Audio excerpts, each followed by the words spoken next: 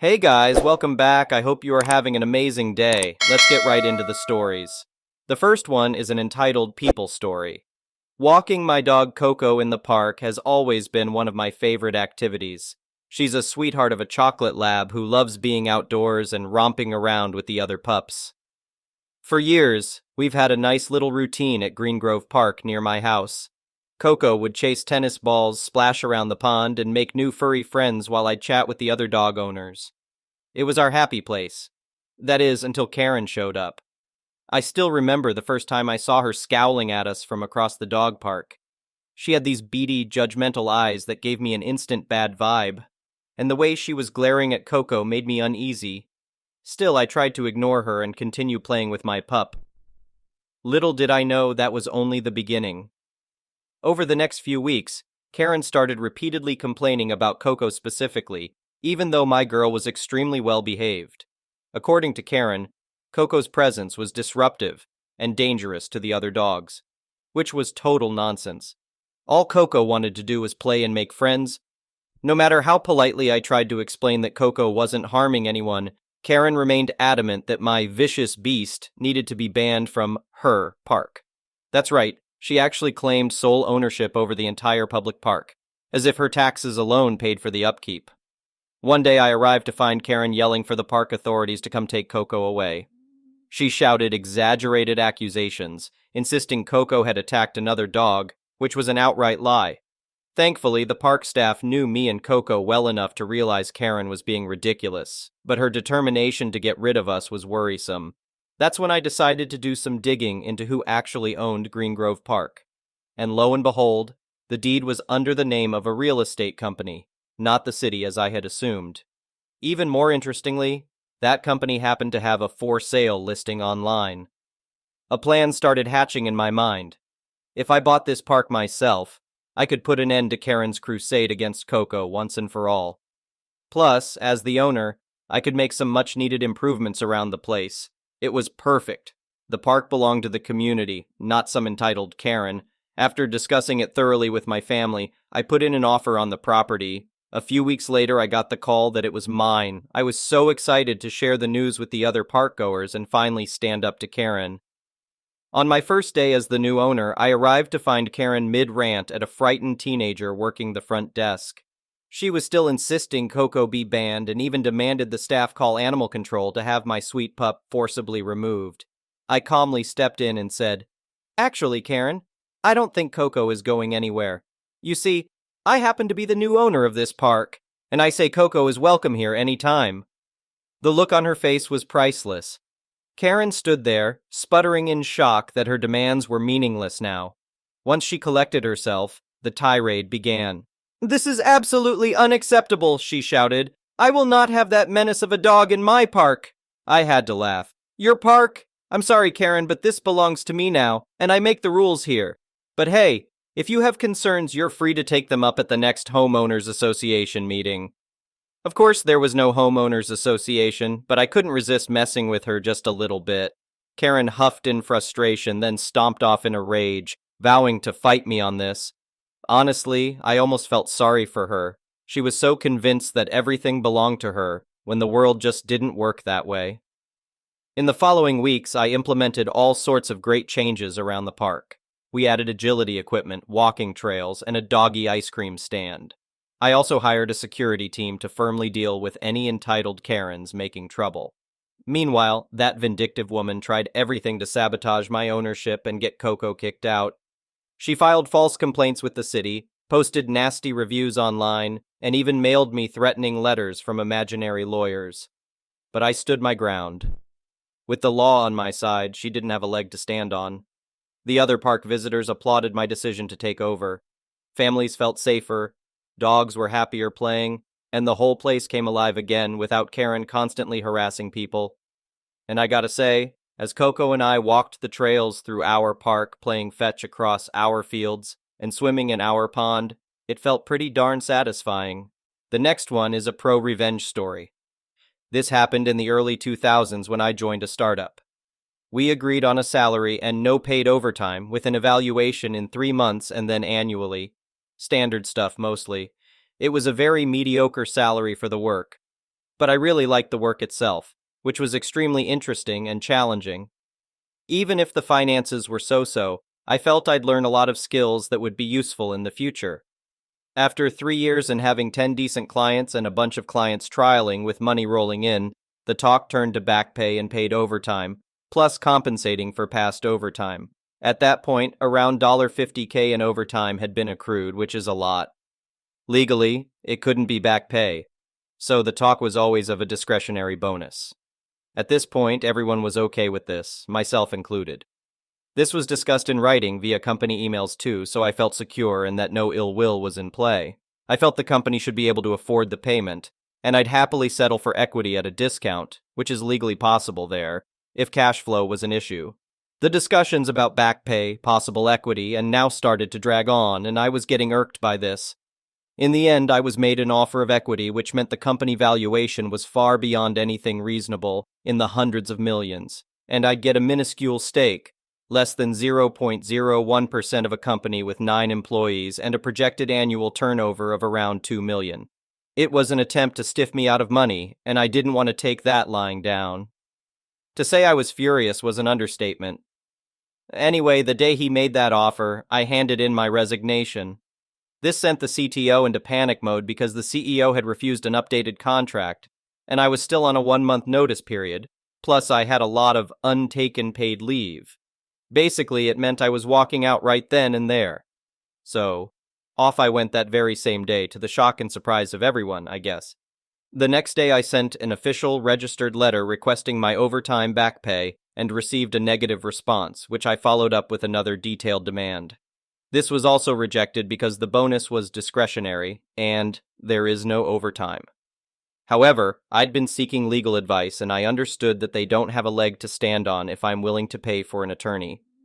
As the liability in such matters is firmly and 100% on the employer, I was willing.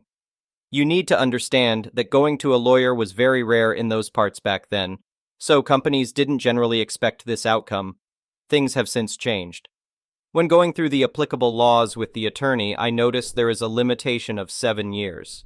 So while my attorney was laying out what to do in order to get me my money in as little as a few weeks, I just asked him, what if we wait until it's 6 years and 11 months after the transgression and then file demanding interest? I wanted this because the law stated that back pay is due at a 9% APR above the base rate, 3.25% at that time, accrued daily for every day past the due date. We're looking at tilde 1212, 5% compound daily APR. The risk is that the company folds in that time, but I decided to take that risk.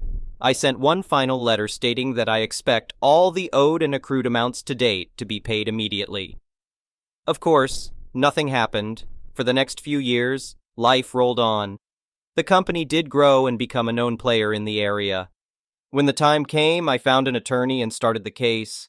We had copies of all the communications, copies of the registered letters and responses.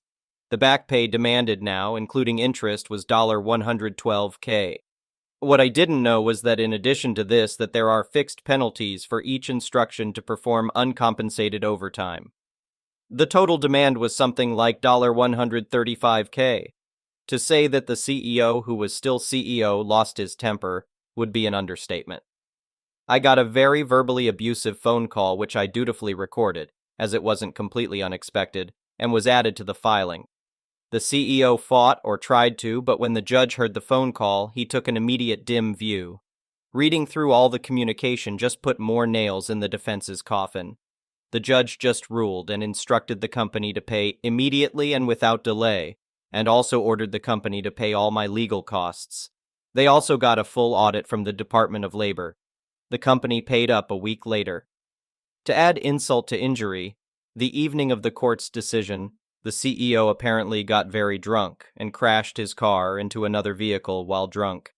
He got a DUI conviction and lost his driving license for half a year, and his insurance refused to pay out for the damages to his vehicle, brand new Mercedes S-Class, as he was drunk.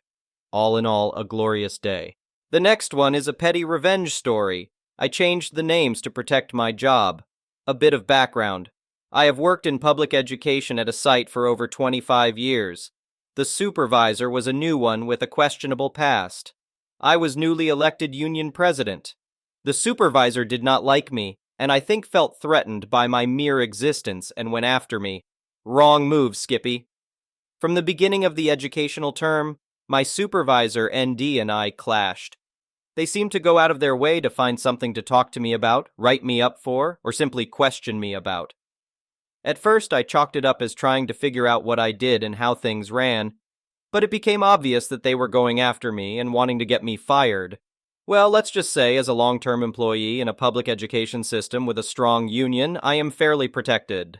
Add to that, I am the union president of that strong union. Add Kevlar to that protection. That's not to say I could not lose my job, it just needed to be criminal and a felony. I will try to keep the rest of the story short. After multiple petty meetings, conference summaries, and write-ups, I got tired of it. I started to push back, and I would not talk, even in public spaces, to ND. They were invisible to me. I did not hear them. I did not talk to them. In fact, I would ask someone to give them a message while I was standing in front of them. Needless to say, this made them frustrated. If they wanted to talk to me, there was always another person from the union in the room with me. On one occasion, aka fishing expeditions, my reply was, "I will not answer that question with my attorney present." And no, it was not an investigation of a criminal nature. ND kept rephrasing the questions, hoping I would slip up or answer. Nope, I am smarter than you. I answered the questions that did not answer ND's intended path, but would not answer the questions he wanted to nail me for. This made him so frustrated that he started to threaten my job and reassign me. Nope, Skippy, you cannot do that. He sent me a directive that I was to check in with his assistant each morning, check out for my lunch, and then check in each day. If the assistant was not present, I was directed to text both ND and the assistant if I was away from my desk. I was also instructed to only work my duty time, and I could not work outside my day. Okay, not a problem. Each morning I would walk past ND's office and check in. Every time I had to go to the copier, I would text them both. Every time I used the restroom, I would text them both. Every time I had to talk with someone away from my desk, I texted them. This got fun quickly. If I got called into a meeting by the dean or other higher administration, I told them I was not allowed away from my desk/office/classroom without ND's permission, and that they needed to call him to get that permission. Needless to say, I was following the directive to the letter and blowing up things with a smile. This lasted about 2 weeks before the dean and others started to get annoyed by the actions and directive of ND. The increased pressure upon ND became increased pressure on me. Yep, he was not getting the message and digging his heels in because he's the boss. And I was just a subordinate. When I was fed up, I brought in the regional union representative, and they started to get very clear with not only ND, but the president of the educational institution that the next meeting would involve the union attorneys, and we would be filing legal action under the state and federal laws regarding union busting. Big dollars in attorney fees to even start to answer the complaint. BTW, it costs us nothing for our attorneys and filing. To make a long story short, my life got much easier. He was not allowed to talk to me, and he was placed on administrative leave for the remainder of the year and never returned to educational employment in the area. And for me, life is great, and I'm happy to work more hours than I am paid for, and I do not need to text anyone when I have to pee. Winner. The next one is a malicious compliance story. A few years ago, I was the primary faculty advisor and chair for admissions to a highly competitive health science program at a small public college. While that may sound impressive, it's basically a way of saying I was the lowest on the totem pole but had all the responsibility of overseeing admissions for this program. In order to try to make the department even stronger, they added a new degree option to that health science program that largely overlapped with existing classes. In fact, the only change they had to make was to add one 8-credit-hour course to create the new degree option. Since I was so low on the totem pole, I had no part in the process for this. But as the lone advisor, I had to learn all of the ins and outs of it so I could advise students and potential applicants. Because of this, I found a problem where the new class was added to the course schedule and added to the college catalog, but it was not officially added to the new major. This would cause trouble for financial aid and down the road when they apply for graduation. It may seem like a small thing, but if it's not officially required for the major, financial aid won't pay for it. I pointed this out to my supervisor, who thanked me for catching it and asked me to inquire about how we correct this. So I sent an email to someone, middle management, who might be able to help, asking questions and proposing possible short-term solutions, until the curriculum committee could meet to make the changes official. After the email, there was silence for a week. Therefore, I sent a follow-up email. The next morning, I received an email from one of the VPs, chewing me out for overstepping my bounds, trying to make changes I didn't have authority to make, and a reminder that they know how to do their jobs and that I was expected to stay in my lane. This email included my supervisor, multiple deans, 2 department heads, and another VP. Fine. I dropped it. I was already looking for other jobs and ended up leaving the following year. So what do I care? Fast forward 3 months. We were about 10 days away from this new class, starting with the first cohort of 10 students in this new degree, and I started getting phone calls and emails from all over the place. The problem I pointed out still hadn't been fixed. Now the financial aid and registrar's offices are dealing with angry students who just found out they will have to pay for an 8-credit class out of pocket. Both departments were reaching out to me asking for help to get this fixed before the VP found out about it. I just forwarded the email I received from the VP with a message that I was instructed to stay out of this and that their bosses were aware that I was not to be involved. It's officially not my problem. And to anyone who might say I should have helped and not screwed over the students, you're right. Unfortunately, there's absolutely nothing I can do at that point. That's why I tried to address it months ago when I could have helped. The proper way to make this happen involves making the proposed changes to a committee, and then those changes would have to be approved by the executive board.